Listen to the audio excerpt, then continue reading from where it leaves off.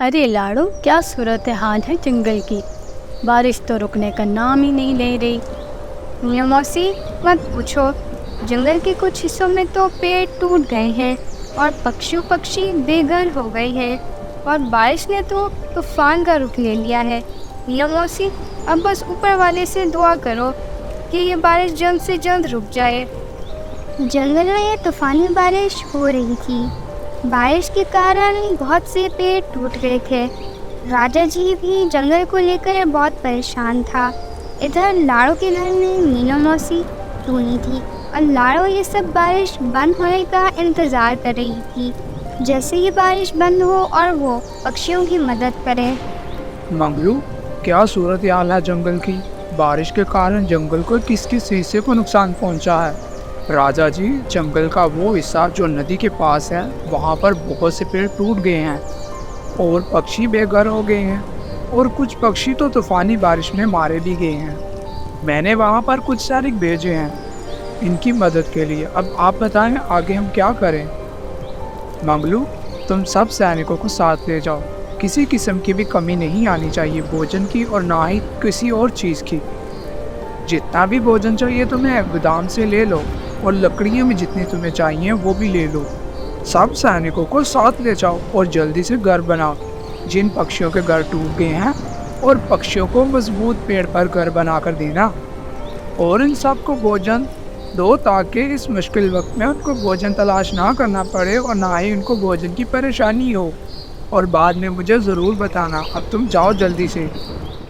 जैसे ही बारिश बंद होती है, सैनिक भोजन लेकर और लकड़ियाँ लेकर जंगल चली जाती हैं। लाड़ो, मीना मौसी, टोनी भी आ जाती है। लाड़ो सबकी कुछ ना कुछ मदद करती है। लाड़ो भोजन लेने के लिए जाती है। रास्ते में लाड़ो को एक पक्षी मिलता है जो इस जंगल का नहीं था। इसके पास चली जाती है। मैं इस जंगल की हूँ। मैंने तुम्हें पहले कभी नहीं देखा। तुम इस जंगल के मालूम नहीं पड़ते। तुम कहाँ से आए हो? प्यारे दोस्तों, वीडियो को आगे बढ़ने से पहले चैनल को सब्सक्राइब और वीडियो को लाइक कर दें। मैं अपनी बहन को तलाश कर रहा हूँ। मुझे मिल नहीं रही और मेरे पंखों में दर्द भी हो रही है। बारिश के कारण मुझे चोट लग गई थी। मेरी बहन का इस दुनिया में और कोई भी नहीं है मेरे अलावा।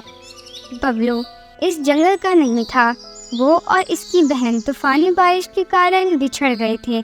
बबलू को चोट भी लगी थी और वो फिर भी अपनी बहन को तलाश कर रहा था। तुम्हारी बहन का क्या नाम है? मैं तुम्हारी मदद करती हूँ इसे तलाश करने में। और तुम दोनों किस जंगल से आए हो? सबसे पहले मैं तुम्हारे लिए दवाई लेकर आती हूँ उल्लू वैद्य जी से। तुम बस कहीं मत जाना, इधर रहो और मेरा इंतज़ार करो। मैं थोड़ी ही देर में वापस आती हूँ। लाड़ो ये कहकर वहाँ से चली जाती है बबलू के लिए दवाई लेने के लिए।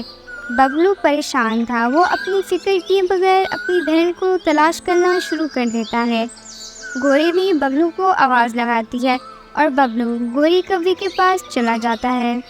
गोरी, बबलू और लाड़ो की सारी बातें सुन लेती है। गोरी मक्कार पक्षी थी और लालची भी। गोरी को राजा ने इस जंगल से बेदखल कर दिया था। ओए, मैंने तुम्हारी सारी बातें सुनी हैं। मुझे पता है तुम अपनी बहन को तलाश कर रहे हो। ये जंगल वाले बड़े बेरहम और जालिम हैं, किसी की भी मदद नहीं करते। और ये जो लाड़ो चिड़िया है ना, जो तुम्हें अभी पट्टियाँ पढ़ा रही थी, मैं तुम्हारी मदद करती हूँ। ये एक मक्कार और झूठी पक्षी है। इसकी बातों में कभी मत आना। ये सबसे झूठ बोलती है।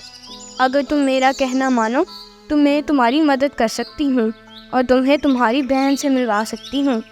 नहीं नहीं, वो चिड़िया बहुत अच्छी थी, वो मेरी मदद करेगी। अगर वो मेरी मदद नहीं करती तो मैं इस जंगल के राजा के पास जाऊंगा, उनसे मदद मांगूंगा। वो तो मेरी ज़रूर मदद करेंगे क्योंकि वो इस जंगल के राजा हैं और जंगल के राजा की जिम्मेदारी होती है सब पक्षियों की मदद करना। हाँ हाँ, जाओ जाओ। जैसे तो राजा तुम्हारा ही इंतज़ार कर रहा होगा कि बबलू चिड़ा आएगा मेरे पास और मैं इसकी मदद करूँगा। अगर इतना ही दिल है तो आओ मैं तुम्हें खुद राजा के पास लेके जाती हूँ। फिर तुम्हें पता चलेगा कि इस जंगल के पक्षी कितने अच्छे हैं। यहाँ पर सिवाय मेरे तुम्हारी कोई मदद नहीं कर सकता। गौरी को पता था राजा जी जंगल के कारण बहुत परेशान है, इसलिए अगर कोई बात बार बार करेगा तो राजा गुस्से में आ जाएगा। गौरी बबलू को जानबूझकर राजा के पास भेजती है और वो साथ चली जाती है।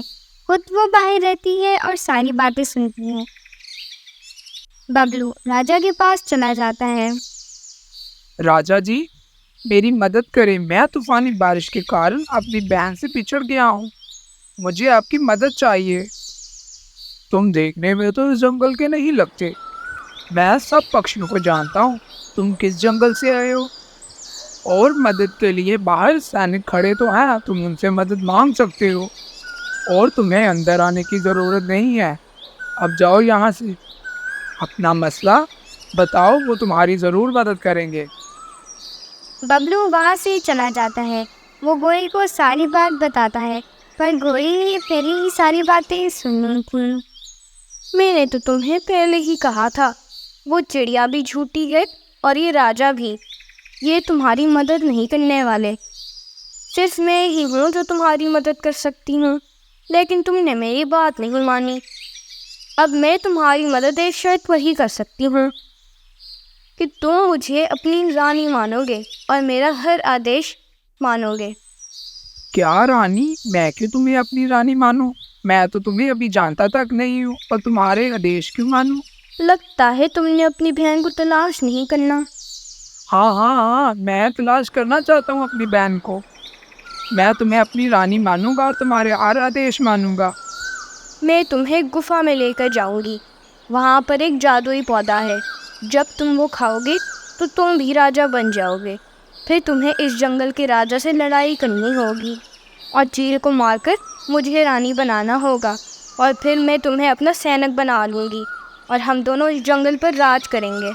तो तुम वो फल खुद खा लो और इस जंगल की रानी खुद बन जाओ। मुझे क्यों कह रही हो? मोरग, वो फल इस जंगल के पक्षियों पर असर नहीं करता। अब बातें बनाना बंद करो और मेरे पीछे आओ। गौरी और बबलू दोनों चले जाते हैं। बबलू इस गुफा में चला जाता है गौरी के साथ, और गौरी के कहने पर वो फल खा लेता है। जैसे ही वो फल खाता है वो एक चील में बदल जाता है। अब जाओ, जाकर इस राजा को मौत की नींद सुला दो, हमेशा हमेशा के लिए। मैं इस जंगल की रानी बनूंगी। अब मुझे कोई नहीं रोक सकता। ये सब कुछ कबूतर चचा देख लेता है और वो फौरन से लाड़ो के घर जाता है, पर वो सारे एक पेड़ पर बैठे बातें कर रहे थे, तो कबूतर वहाँ पर ही चला जाता है और सारी बात जाकर इनको बता देता है। ये गौरी कभी नहीं सुधरेगी, इसका कुछ करना ही पड़ेगा। कबूतर चचा, आप इन सबको लेकर जाओ राजा जी के पास और मैं अभी आती हूँ। लाड़ो फौरन से जंगल की दूसरी तरफ चली जाती है इसकी बहन को तलाश करने के लिए, और वो वहाँ पर चिड़िया अपने भाई को ढूंढ रही थी। लाड़ो इसको देखकर फौरन से इसके पास चली जाती है और इसको इसके भाई के बारे में सब बताती है। चिड़िया, मुझे पता है तुम अपने भाई को तलाश कर रही हो। मुझे पता है तुम्हारा भाई इस वक्त कहाँ पर है। चलो आओ मेरे साथ, मैं तुम्हें तुम्हारे भाई से मिलवाती हूँ। तो लाड़ो इसको इसके भाई के पास ले जाती है। इधर वो झूठा चील राजा के पास आ जाता है और साथ में गौरी भी थी। ओए राजा, अब तुम्हारा खेल खत्म। मैं आज तुम्हें मारकर ही दम लूंगा। इस जंगल की राजगद्दी पर सिर्फ गौरी ही बैठेगी और कोई नहीं। आज से इस जंगल की रानी सिर्फ और सिर्फ गौरी होगी। मैं इस जंगल के सब चील पक्षियों को जानता हूँ। तुम इस जंगल के नहीं हो। अब बताओ तुम कहाँ से आए हो? अगर तुमने मेरी तरफ एक कदम भी बढ़ाया तो तुम्हारे कदम रखने से पहले मेरे सैनिक तुझे ख़त्म कर देंगे। मैं इन सबको भी देख लूँगा और तुम्हें भी देख लूँगा। मैं तुमसे मदद मांगने के लिए आया था और तुमने मेरी मदद नहीं की। अब मैं तुम्हें सज़ा दूंगा और तुम्हारी सज़ा है कि तुम्हें मार दिया जाए। मुझे माफ़ कर दो, मैं तुम्हारी मदद नहीं कर पाया। मैं जंगल को लेकर उस वक्त बहुत परेशान था, जिसके कारण मैंने तुम्हारे साथ गुस्से में बात की। मैं खुद बहुत परेशान था। मैंने अपनी परेशानी में तुम्हें भूल गया, मुझे माफ़ कर दो। और वहाँ पर लाड़ू चिड़िया आ जाती है इसकी बहन को लेकर। जब वो अपनी बहन को देखता है तो बहुत खुश होता है। तभी इसका जादू ख़त्म हो जाता है और वो वापस बबलू में बदल जाता है। अब गोरी भागने की सोच रही थी। गोरी, तुम अपनी हरकतों से बाज नहीं आने वाली। अगली दफ़ा कोई ऐसी हरकत की तो मैं तुम्हें जेल में डाल दूंगा। अब भाग जाओ यहाँ से, इस जंगल में वापस कभी मत आना। तो गोरी जंगल से भाग जाती है और वो सब खुश थे कि बबलू को उसकी बहन मिल गई थी। प्यारे दोस्तों, आपको आज की कहानी कैसी लगी? दोस्तों, वीडियो को लाइक और चैनल को सब्सक्राइब करना मत भूलिएगा और अपने दोस्तों के साथ ज़रूर शेयर कीजिएगा।